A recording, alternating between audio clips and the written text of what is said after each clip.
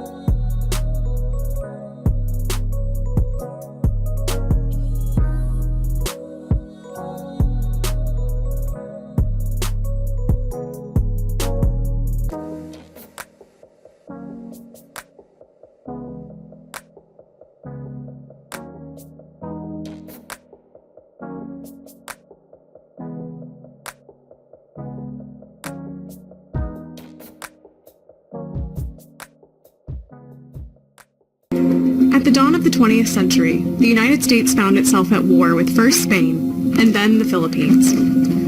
These foreign interventions set the tone for future American foreign policy. Writing around this time, Mark Twain gave an ominous warning about foreign policy by a great republic. But it was impossible to save the Great Republic.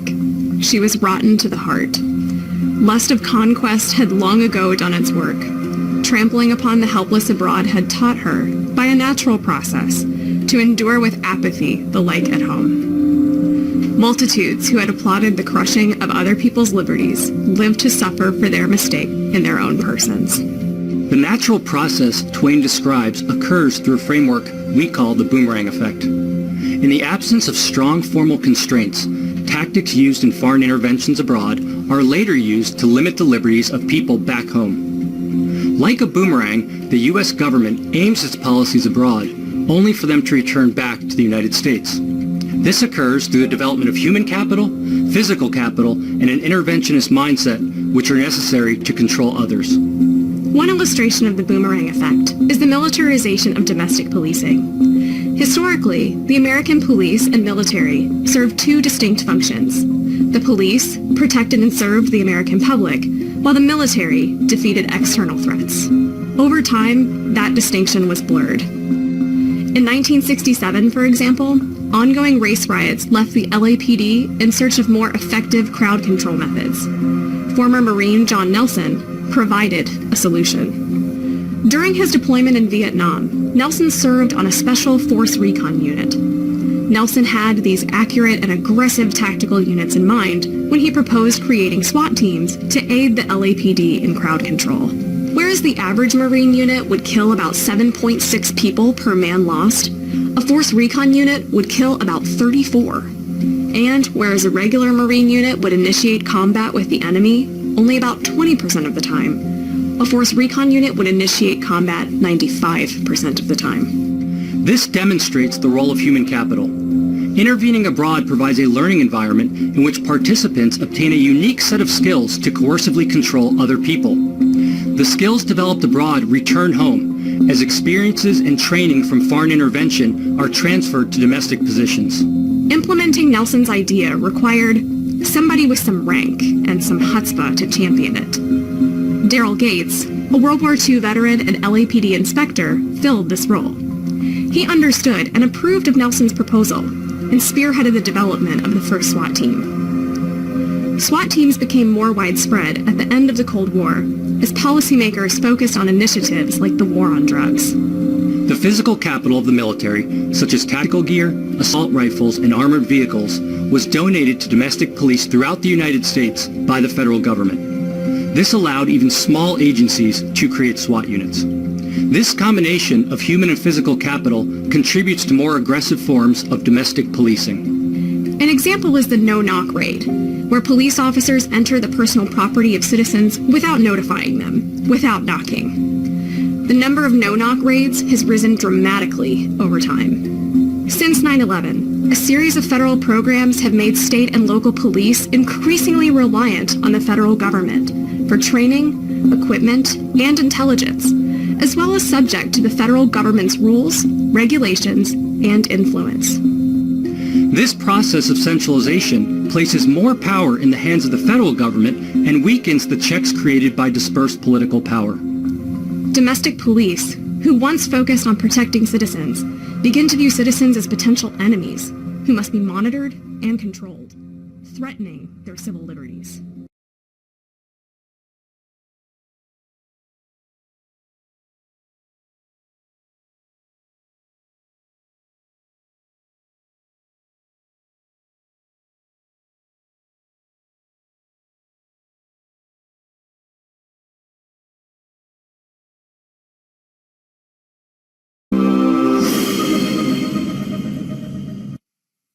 After a year, Nikki Autry, a former Georgia deputy, has been indicted by a federal grand jury for a botched SWAT raid that left a toddler critically injured when a grenade exploded in his bed.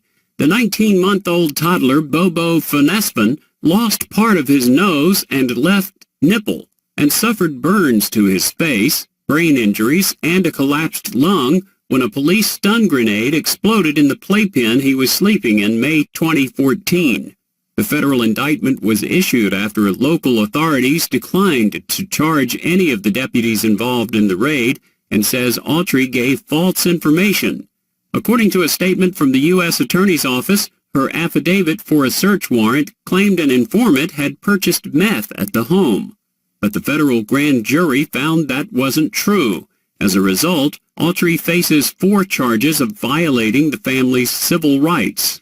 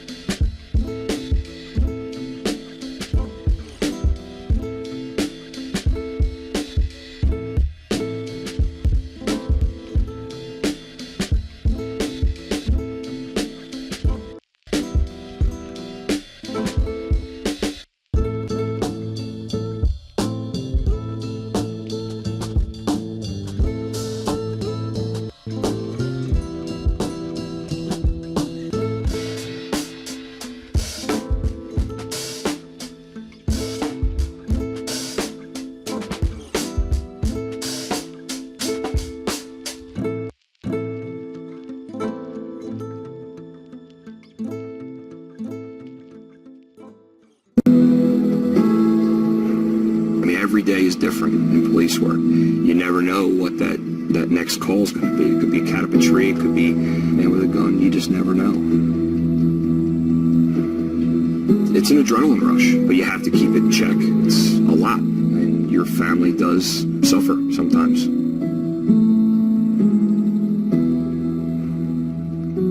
So I continued to say, show me your hands, and in one motion, turned, wheeled, and raised the gun. At that point, we exchanged gunfire, and I realized that I had been shot.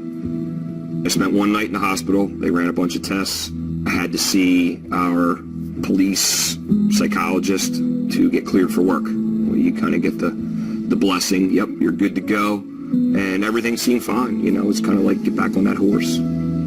I knew something at that point was starting. I had headaches, didn't know why, thought maybe it was just stress. I started to have flashbacks of that muzzle flash, that ball of fire from 10 feet. And I would wake up at 3, 4 in the morning, and I couldn't go back to sleep. I'd wake up soaked in sweat. I would pace the house at 3 in the morning. I'd see the trash man coming at 4. It was like I was almost afraid to go back to sleep for fear of getting back into that nightmare. And I wasn't putting it all together as stemming from that incident. You know, as cops, we're supposed to be strong. We internalize it, and we don't talk about it. And it builds up inside. So once I realized that I needed to take some time and figure out and get my head back together and fix my head,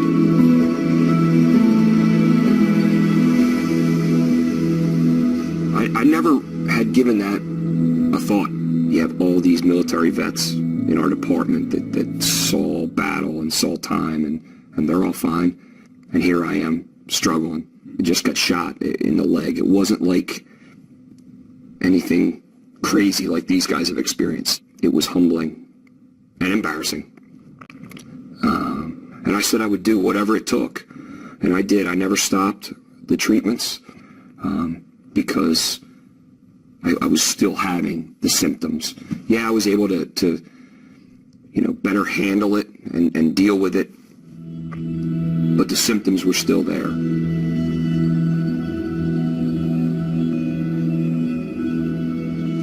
And we just kind of did baby steps, and I gradually increased my time at work, and next thing I knew, I was back full time.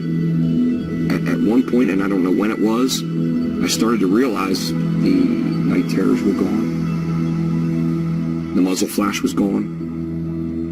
The irritability, the anxiety had diminished. And I don't think it was until I went back to work and got back into the everyday routine of being a cop again that the symptoms subsided. Sometimes it takes hitting that rock bottom, and you just hope that rock bottom isn't a bad situation. We put guys out all the time for whatever injuries they have, and they're out until they're better. And we accept that.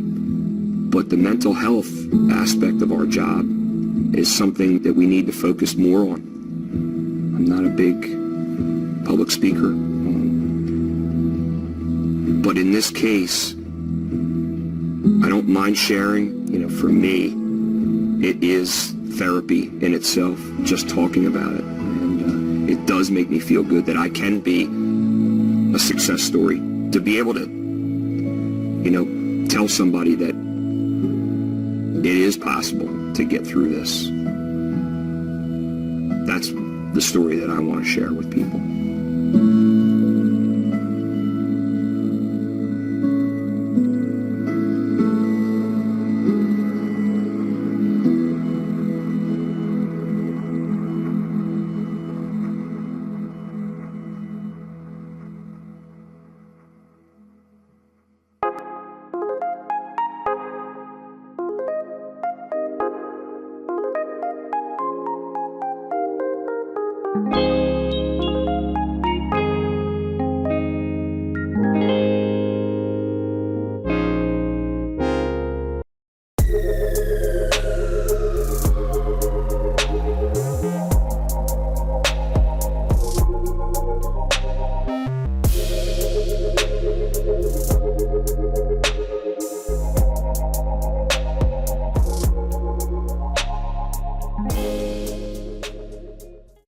Well, this new technology that we're showing right beside me here is bringing Hollywood-like police technology to life. Tonight, 10 News reporter Lindsay Kennett takes a look firsthand at how it works and shows us why it could make or break a court case.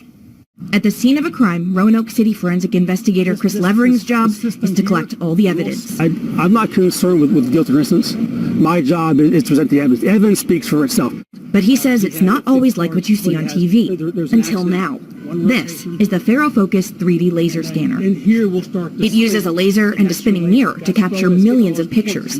Then, using special computer software, puts them all together to create a 3D image of a crime scene. We're good to go there. To get a complete image, officers have to move the Faro around to get different vantage points.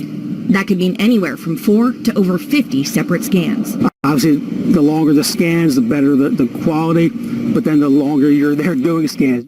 Roanoke police bought the Faro in February 2019 and have used it to document more than a dozen murders or deadly accidents. Roanoke City's Commonwealth's attorney Don Caldwell says those Faro images will now be admissible as evidence in court as early as this spring. But as you can see, it's not perfect, so police still take photographs and measurements themselves. That I can bring a judge or a jury who are sitting in a courtroom basically back into a scene. I think this is where this evolving technology really helps a Trump. At $57,000, the price tag could prevent other departments from getting this technology, and many courtrooms will need to adapt to be able to show the images in court. But just like technology, the criminal justice system is changing with the times. Roanoke City Police Department, I think, is on the cutting edge and made a good decision to go with this. It's a matter of getting to trial, to testify, to be able to show it. That was Lindsay Kennett with our report. Police used asset forfeiture funds, so it did not cost city taxpayers any money.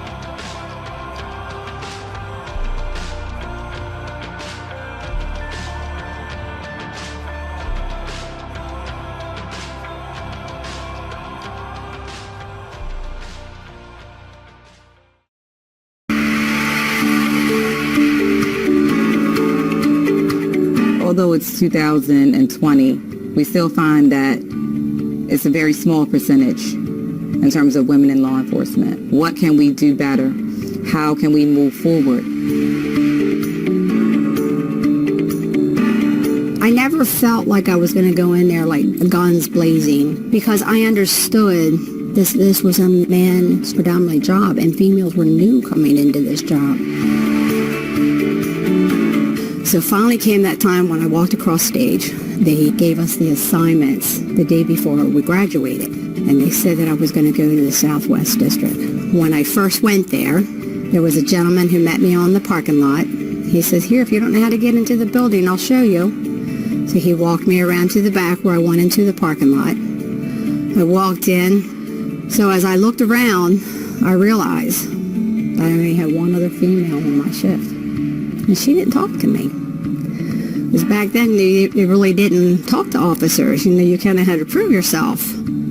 So some officers were very welcoming, and there was other ones that felt that I needed to be barefoot and pregnant, and I shouldn't be here on that job. And I needed to prove to them what I could do.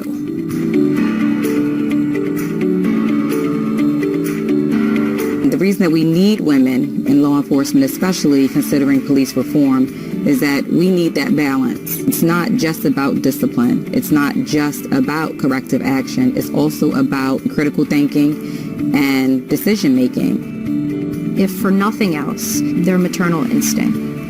Sometimes we just need that empathetic ear or that empathetic person to help with people's everyday problems. There are things that women bring, very valuable assets that they can bring to the department, and you can't get anywhere if you don't start somewhere. We are more apt to deal with situations and use decision making and critical thinking to diffuse situations.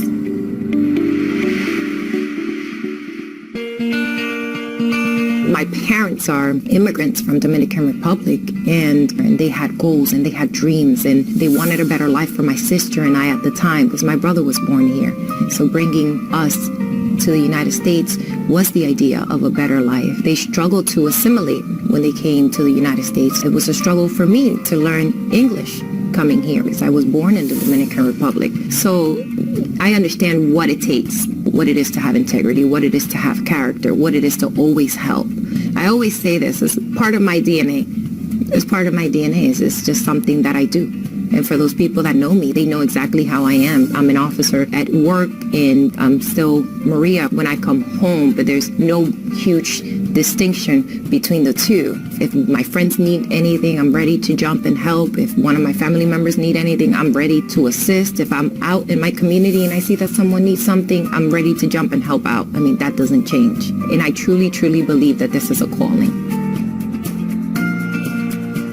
I was employed as a police officer in 1992.